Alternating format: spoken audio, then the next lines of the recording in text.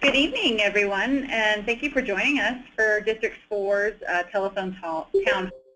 My name is Stephanie Pico, and currently we have everybody on mute so that we can get people jumping on the call. Over time, it won't interrupt the meeting, but once we're ready to for questions and answers, we'll take that off so everybody can hear questions from people on the call. And I am here with CJ Whalen. Hello, everybody. This is CJ, your other District 4 Council member. I just want to point out that for those of you who are watching on the web, we'll go through the slides and speak to some of them. But if you cannot hear us very well through your computer, it might be better to call in over the phone. There's a little control panel there that says audio, and if you click on that, it has the information on how you can call in over the telephone. But again, you only need to do that if you're not able to hear it particularly well through your computer. So again, as Stephanie said, everybody's on mute just so there's no interruptions as we speak, but we're going to have a Q&A section at the end where we'll certainly allow y'all to ask any questions that you have. So I think on to our first slide. All right, the first thing we're going to talk about here is the increase in snowplow and snow removal. Obviously, we've had a couple of significant snowfalls so far this winter, and I hope that everyone has seen the increased level of service. Last year, so that'd be about this time last year, spring of 2016, Council voted to increase the number of snowplows that we have. That was driven by just a variety of factors, one of which was feedback from our citizen survey saying one of the, I think the top, if not one of the top issues was better removal of and I think we're seeing that in these last few storms. I know in my neighborhood it was definitely a significant increase in service, much better service. A couple of the effects of the increased service, as the slide says, is that when it starts snowing significantly, we're now able to plow the major right-of-ways on our side of town. That's the Orchard, Smoky Hill Road, Buckley, while also being on what we call the Priority 2 or collector streets. And that would be streets like Tower, Telluride, those sorts of things. And then additionally, the rule that we generally follow now is to 6 or more snow, we will plow in the neighborhoods, which again, I hope everyone saw even this last storm we had about a week ago. Next, we've got to talk about Arapahoe Road Widening Project. So if you haven't had the opportunity to drive down Arapahoe Road recently, I would highly recommend that you do so. The change in that roadway has been quite significant. I've had many compliments and comments from people as to the appreciation of the fact that the project is over and successful, but two, just to what a difference it makes in the travel experience. And me personally, my kids went to Grandview High School, so drove that road every single morning for many, many years, and have been very glad to see that it's done. And have I drove it the other day and noticed the significant change. So I hope everybody else has the opportunity to do that too. Most of the work is done. There's a little bit of some small roadside work to finish, and there will be a trail put in along the north side of the road in the spring. So that won't happen until after spring. But that, hopefully, if you have any questions about that, you can save them to the end. Thank you. Oops. Project results for that. Sorry, I didn't move ahead enough. One of the, obviously one of the reasons we wanted to do this project was for safety and mobility to get more people through, and especially with the residential areas around there and the schools, it was very important. The road has been widened to 4 lanes, and there is a potential for 6 lanes. All the right-of-way was gathered, and the utilities and infrastructure were put in place for a 6-lane widening at some point in time. We replaced the signalized lights that were in the area, and one of the big part of the construction problem was doing the drainage outfalls and the box culvert over Antelope Creek. So that's all been done, and as you probably noticed significantly, that was the hardest part of the project in the beginning, was relocating the overhead power lines. That took a significant amount of time and was not really in the hands of the city to take care of. So once that was completed, it helped get the roadway project going. Another sometimes controversial topic with our city is coyotes. And the main thing we wanted to point out here is a lot of folks may not realize, but this is the time of year when coyote activity starts increasing. They're heading into their breeding season, which will make them a little bit more aggressive. Stephanie, I can't remember, it was a couple months ago, the city approved a new coyote management plan. So the big thing that we want to point out is if you see a coyote, to please go to our website. There's a section very easy to find from our homepage that will allow you to report that sighting. The reason why that's important is because it allows us to track where coyotes are sighted and the frequency. And that way, if there's additional measures for us to consider or communications with the Colorado Department of Wildlife or efforts there, we're able to give them specific information as to where in the city, and when, and the frequency. So it's one of those things where wildlife does a lot of times what wildlife wants to do. Sometimes on our side of the city, the frequency and incidence of this are very high. There's other times when it's really low. It just is one of those things. So we'll see. And again, if there's more information you need, as the website points out there, just go to the city's website, centennialco.gov/coyotes, and you can certainly learn more. So one of the projects that we've been working on with the city of Aurora is the widening of Quincy Road. That has moved forward with the city of Aurora, and it looks to be that something that we would hope that we could get started in 2017, but would most likely be on a 2018 project list. There's just one section, I'm sure if anybody's been down there, a lot of people don't even realize it's Centennial, but where it goes from 6 lanes to 2 lanes and then back to 6 again. So that's the last section, and we have we are looking for Aurora's assistance as they're the project lead on that, and hopefully as we continue communications with their staff that we will get that project moving forward. All right. Next up is a update from Arapahoe Parks and Rec District. One of the things that APRD recently did was put in what's called an Eco-Counter. You can see a photo of it there on the slideshow, and that's our Mayor Noon there at the grand opening of that. That's right at the Piney Creek Trailhead. So that's, everybody knows where Doug's Diner is. That's right there. And what's unique about this, and I think it's definitely the first one in our city, and I can't remember, it's one of the first ones in the state, it will track the number of pedestrians and runners that cross that point, as well as cyclists independently. And there's some figures here where we've already had 6. It was put in October, so the figures we have for are just for October. But you can see the usage. It's interesting because it'll track the usage by time of day and by day of the week. And so, for example, the busiest day of the week has so far been Fridays, and for pedestrians, about 50 people going by, going into the park, and less people come out of the park, which is kind of makes you wonder where they go. But and then the same with cyclists. We've had the average daily rate for cyclists, Saturday seems to be the busiest day, and it's about the same. It's about 50 cyclists coming in. So it'll be a great tool for APRD to use to, one, advocate for that trail, because it's great for the park to know how many people are coming in and out of the state park, but it also helps us provide adequate level of services on that trail for either cyclists or pedestrians, depending on who is the most frequent user, too. All right. Next up here, talking briefly about senior resources and things to do. I hope everybody on this call is aware that we have a senior commission, very active in our city and advocating for senior issues and helping the city come up with the appropriate programs.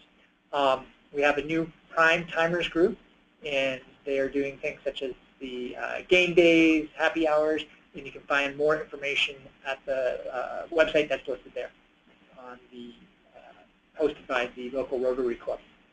And there's more resources on our website that talks about what the city is doing there. The next slide, I think, is speaking to some more of these things. What is the Centennial Innovation Team? If you don't know what that is, a couple of years ago, the city got a significant grant from the Bloomberg Foundation to start and fund an innovation team. They were the folks that did the Ghost pilot program. That was the program that utilized Lyft, car sharing, ride sharing, to get to and from the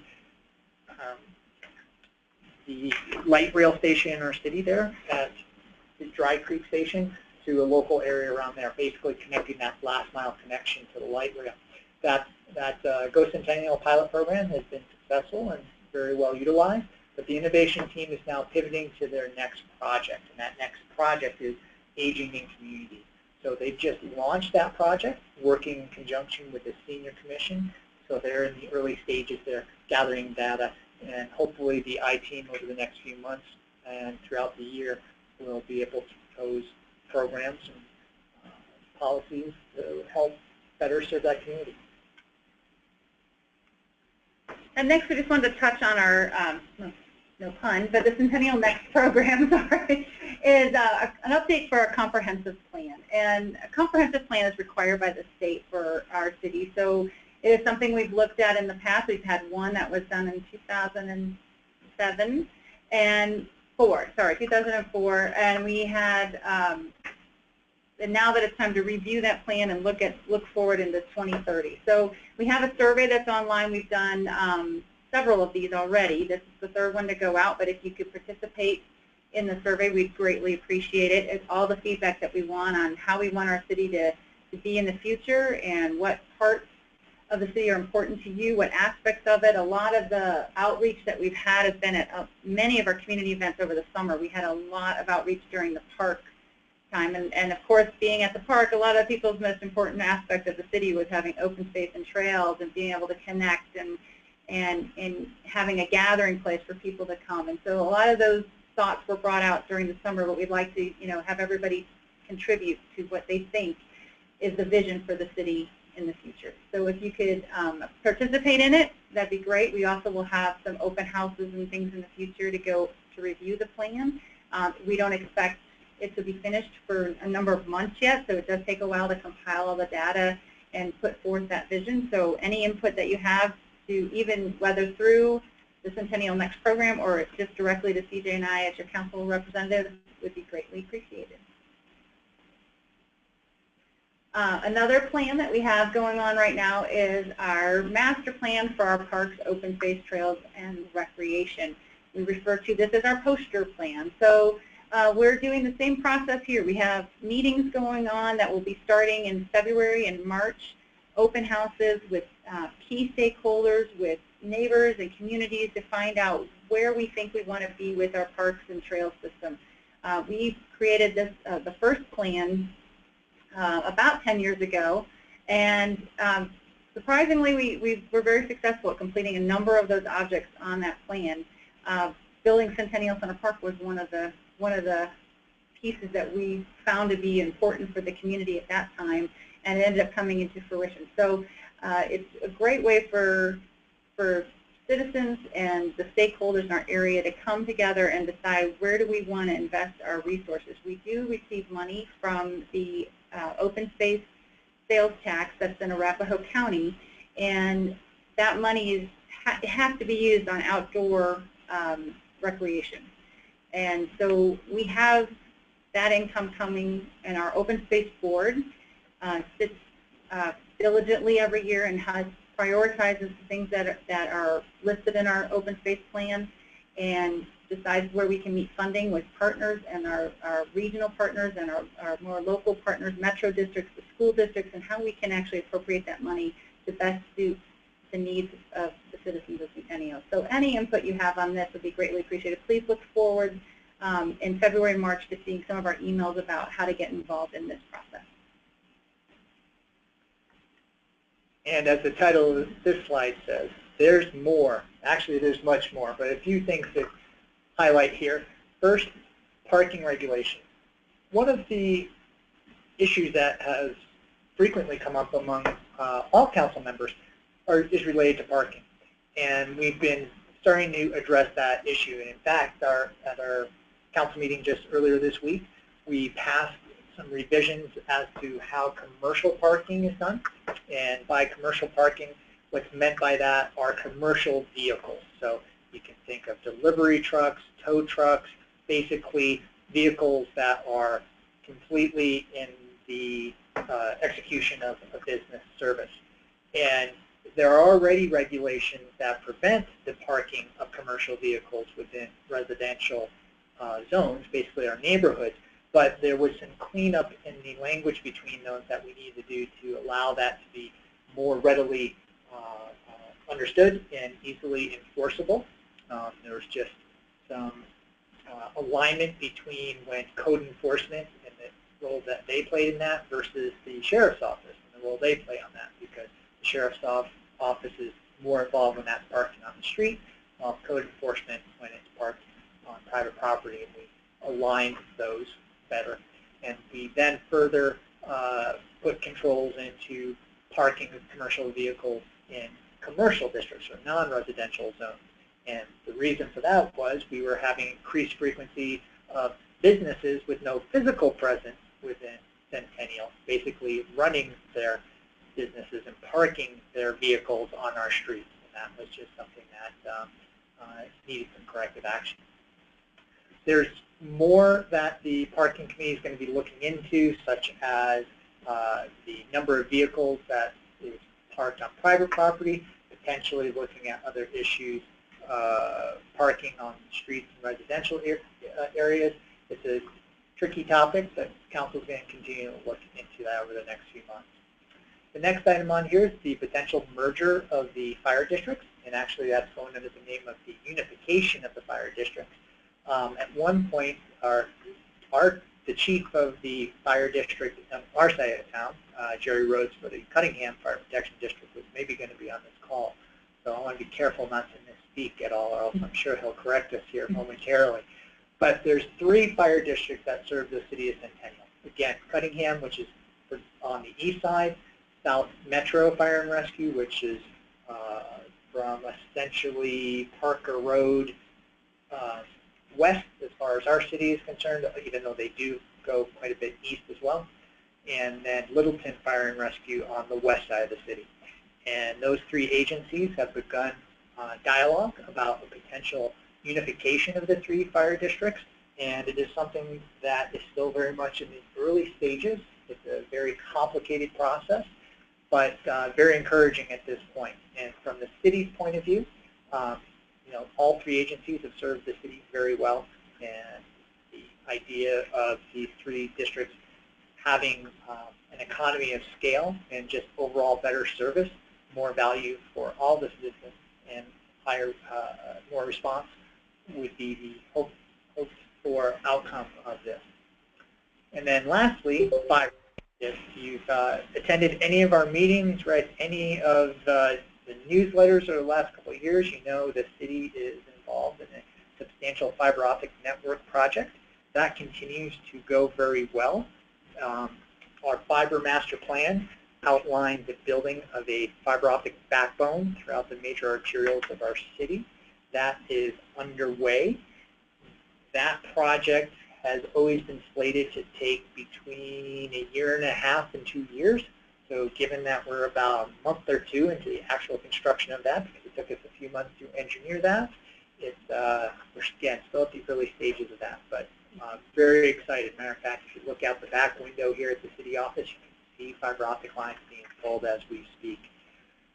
And again, the fiber optic backbone should hopefully interconnect a lot of what we call our anchor institutions, that's schools, the fire stations, libraries, things of that nature, but hopefully provide a middle mile connection for other competitive providers. And that's, hopefully some of you have heard of a company by the name of Ting that's announced that they plan on coming to our city. So again, Ting is a private company. We do not have a formal agreement with them yet. We are working on that, but basically Ting is planning on connecting on that backbone and providing fiber optic connections to the businesses and homes in Centennial and provide a very competitive internet service. And two things about Ting. Number one, if you, again, haven't seen this already, they're currently connecting, trying to get pre-orders, if you will. That's a one-time charge of $9, and what that does is just indicate to them, those who are interested, in what neighborhoods to maybe come to first. You know, Ting is collecting that information. That's their private information, but you know, they've said from the get-go, matter of fact, this is on their website, that the neighborhoods that have the most sign-ups are probably the ones they're going to go to first. So I am asking all of my fellow District 4 people, please sign up, because I'd really love to see it come to our side of the city sooner than later. And then finally, in regards to Ting, as they gear up in coming to our city, they have a number of events. As a matter of fact, they were at our holiday tree lighting, but they have an open house on the 26th, which is next Wednesday. Next Thursday, thank you. So next Thursday, what time is that? That's Wednesday. For businesses between 4 to 6. And for residents, it's the 25th. Gotcha. And for residents, that's the 25th, so I'm kind of saying this backwards. And that's going to be at Coble.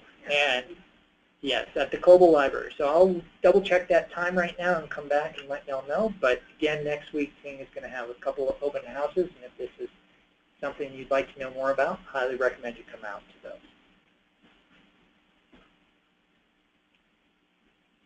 So this is just some more recent data that's come back to the city on some of the things that are going well with our city and the way other people across the country are kind of viewing Centennial. And not to read them all to you guys, because you can more than easily read the screen, but you know, we've been getting a lot of attention on what we're doing and the things that are happening in our city. And I think a lot of it has to do too with the way we do business in our city as Centennial. It makes us customer friendly. It makes us attractive for people to come and grow their businesses, and with our school districts, as many of you are aware, are very highly ranked, and all of those things add up together to help make Centennial a great place. And I think at this time we'd like to open it up to questions, and especially some feedback on what you think about this format for a meeting.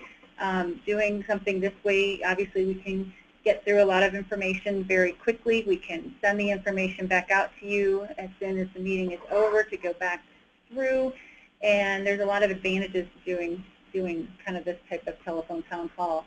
And it's easier for people to attend. So let's open it up to anybody who has any questions. All right, so as Stephanie unmutes that, I'm just going to a little bit of clarity here. The meeting is next Wednesday, the 25th, 7 p.m. at the Coble Library.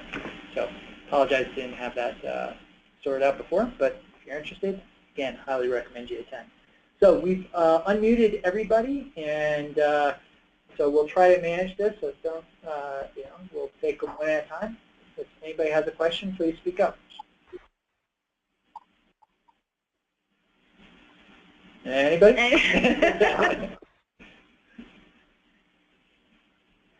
All right. Any other comments? Stephanie and CJ? Yes. Henry Bloom here. Hi, Henry. Foxhill 4. Not a question, but a comment. We have our annual meeting coming up in April, and we'll be pleased to have either or both of you join us and talk some more about the subjects you spoke about this evening, particularly those that are one of great interest to our community. So look forward to that. And I do appreciate this this format. You know, I'm okay sitting here on my couch and listening and talking with you about this rather than having to go someplace. Thanks. Have a good evening. You bet. Thanks, Henry. Thanks, Henry. Yeah, I mean, we'll definitely continue to have the in-person meetings as well, but we think this is a good way to mix it up, especially when it's colder outside. And be sure to send us information about the annual meeting. We'll be sure to try to make that. The only thing I'd say, and I think you know this, if I remember correctly, you typically had your annual meetings on Monday nights, and don't forget that's really when we have council meetings. But other than that, it's going to be on a Tuesday. All right, Stephanie and I will be there. All right. Anybody else? Hi, this is Jim. Might as well have some sort of conversation with you. Appreciate that. Yeah. Actually, I think this is great. I missed your last one of these, and I probably would have missed an in-person meeting tonight. So this is a good way of doing it. Great. Thank you. Yeah, it's excellent feedback for us to hear. Hi, CJ and Stephanie. It's Dee and Joe Solis in our kitchen. We love this. Thank you for making this opportunity available. It's, as you point out, when it's dark and chilly, this is a nice option. So thank you. You bet. We've got Any a question. oh, sure. Yeah, we have a question regarding the information that you provided on the tracking system on the trails. Okay. How are the data that are being collected? Is it via photograph? You stated that you could tell the difference between, for instance, hikers and bikers. So yeah. I guess my question relates, frankly, to privacy and how the city is balancing collecting data with potential privacy concerns. All right. So two things. Number one, and then number two, if you look just a little bit east of where that post is, and you look on the trail, you'll see some places where it was the concrete there was cut a little bit. There's sensors in the concrete that basically can tell when something passes over. It's very similar to the sensors that are in the road that trigger the street lights. So there's no photographs, there's no individualized information. It's basically just able to detect a warm body. And that's why it can tell the difference between a bike and a pedestrian, because it's the pace of which you're going over that sensor. So if somebody was walking their bike, it would probably pick it up as a walker due to the speed, but it's the speed in which you pass that lets them know that it's a bike. Yeah. Perfect. Thank you very much. Absolutely. You bet. And thank you again, both of you. We've told you numerous times, but thank you for your service to our city. Thank you. Thank you.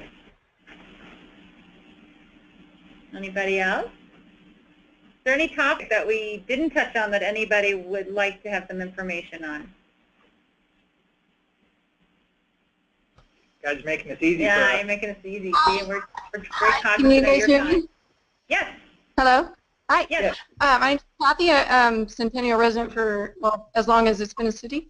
And I'm an actor and a writer, and I'm really wondering if there are any plans for any kind of art center, theater, art gallery space, anything like that coming up in the future. You know, I would say that is going to come out of our, that's what we would hope to find out of our Centennial NEXT long-range planning, and out of also even parks, trails, and open space, because having an amphitheater here, do people want to see more than just concerts? Do they want to have a local theater troupe that performs there, or art shows in our park during the summer? We had, with a chalk art festival started here a couple years ago and was so successful that they brought it back even bigger the next year. And I know that's probably not the kind of art you're talking about, but it helps us build on what we've got, and really citizen input is what can drive all of that. So if that's something that is interest to people in the community, the best way is to keep approaching the city council, and especially through these public outreach forums, to ask us to bring it out for attention. Yeah, I would agree exactly with what Stephanie said. At the moment, no, there's no specific plans for an art center per se or anything of that nature in the city, but if that input continues to come our way, and I think this interweaves itself with a number of other topics. We talked about the senior issues earlier in the presentation, and I think that's a population that would potentially utilize something a bit more, so I think that's an angle for it. And I know that in attending such things in the general metro area, that there's been a stronger push for what I'd call more regional or suburban centers. Parker has the Pace Center, Lone Tree has its art center, which are both proving to be very popular and successful, so that there may be one in our city at some point. I could see it, but at this point I think it needs to be driven by some good input. And the community involvement in those is huge, because usually once something like that is developed, the city might help get the foundation started, but it does usually turn over to a board of trustees or a board of foundation for the arts that is a completely different entity from a city, and they may use the city resources to help back some of the funding mechanisms that are available to build things like that, but it usually ends up coming back to a private foundation that actually manages it and controls the programming. Does that help? Okay, yeah, thanks. I filled out my survey, so. Fantastic. Right. Excellent. Thanks. We appreciate that. Anybody else? Well, we appreciate your time this evening. Again, we'll be sending out a reminder about this meeting on Monday that will have access to the links that you saw in the presentation, so that you can follow up with it later. And please feel free to contact either CJ and I at any time. We'd be more than happy to answer any questions, and we are readily available to you guys. So please take advantage of it. Absolutely. Everybody, stay warm. Thank you again for attending, and look forward to seeing you soon. Good night.